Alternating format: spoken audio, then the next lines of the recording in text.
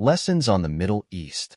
Thanks to Eisenhower and Dulles, the Suez operation resulted in a powerful gain for Moscow.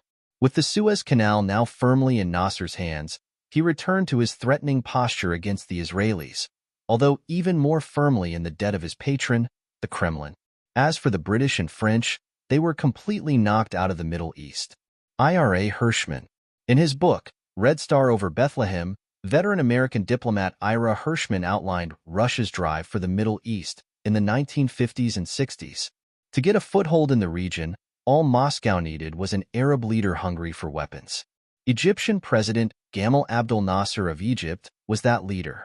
He was ambitious, he was charismatic, and he wanted weapons so he could attack and destroy the state of Israel.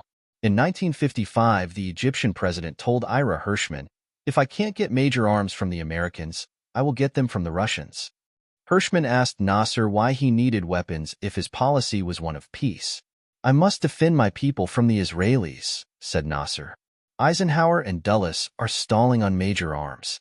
I cannot wait any longer. I will be obliged to turn east." Since Eisenhower and Dulles refused to give Nasser tanks and guns, he carried out his threat and aligned Egypt with Moscow. When he got Soviet tanks, he nationalized the Suez Canal. The British and French governments were upset by this because the canal was largely owned by French and British shareholders. In response to Nasser's nationalization of the canal, the British, Israelis, and French invaded Egypt. Their objective was to retake their property and depose Nasser.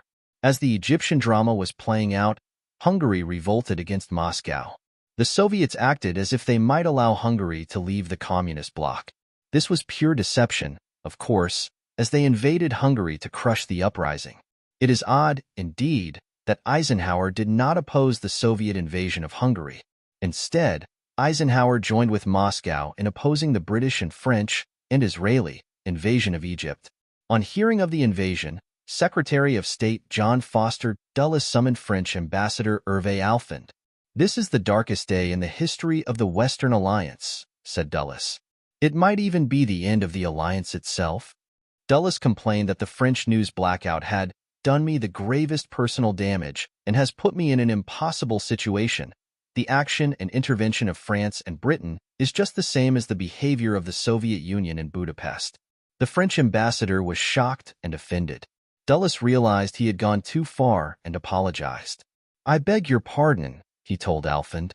"You must understand that I am speaking under the stress of the great emotion that such a terrible thing could have happened." Hirschman claimed that Eisenhower and Dulles had lost their heads. He claimed their personal resentment and personal vindictiveness were allowed to overcome their cool judgment. But there is more to this story. The CIA under Allen Dulles knew all about the planned French, British, Israel invasion and initially appeared to support the invasion. But then, MI6 Deputy Director George Young suggested overthrowing the governments of Saudi Arabia and Syria in addition to overthrowing Nasser. Young even asked for American help in overthrowing the Saudi king, whose oil was exported in partnership with American interests set in place by CIA Director Allen Dulles when he was the State Department's man in the Middle East. 4. The CIA warned the British that King Saud was an American puppet and not to be touched. The British backed off, but they had revealed intentions contrary to American interests. Filled with distrust, Eisenhower sided with the Soviets in their support for Egypt. This came as a rude shock to the French and British. Of course, Nasser thought the Americans had shown contemptible weakness by failing to support the British and French. Soon thereafter, Nasser dropped all liberal pretenses by abolishing civil liberties in Egypt. He began a crackdown against Egyptian Jews, arresting more than 1,000 while seizing 500 Jewish businesses. Nasser was more determined than ever to build up his military for a future war against Israel.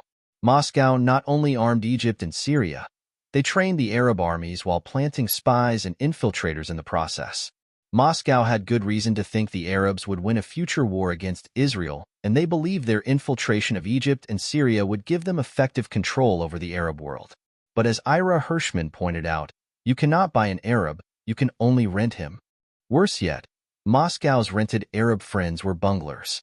In 1967, a Syrian military newspaper attacked Islam and the Prophet Muhammad, destabilizing the regime. Moscow became frightened that Syria would suffer a popular revolution or an Israeli invasion.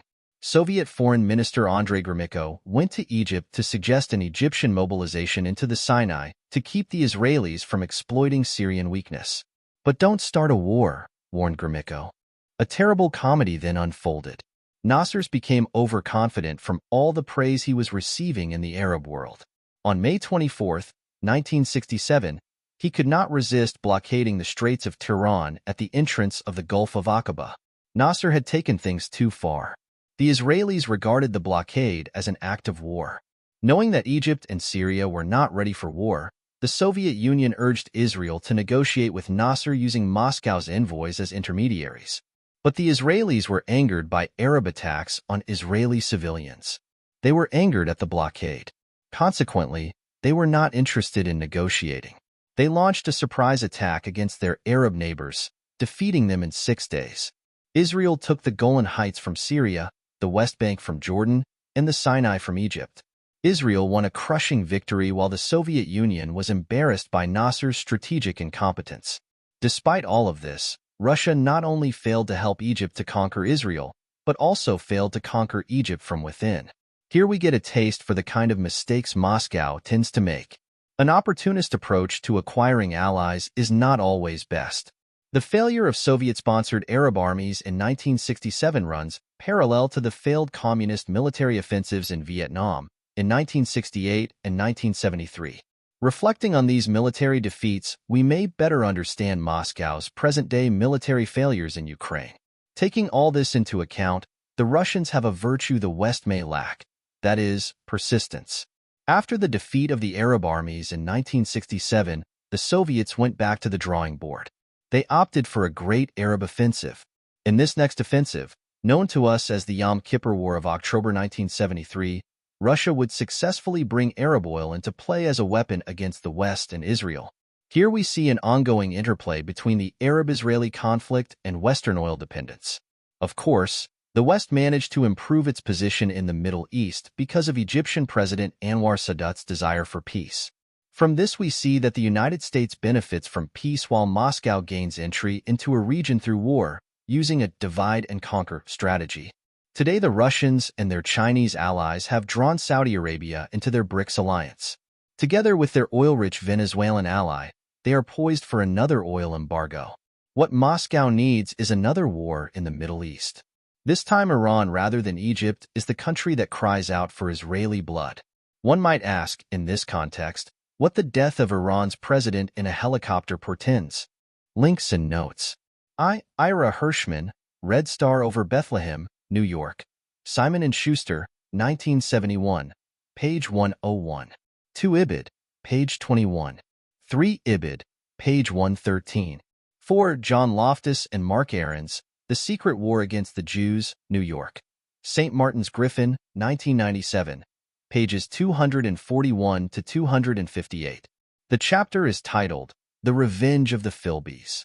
Note: there are obvious problems with many of the claims made by Loftus and Ahrens due to their use of anonymous sources who served in various intelligence services.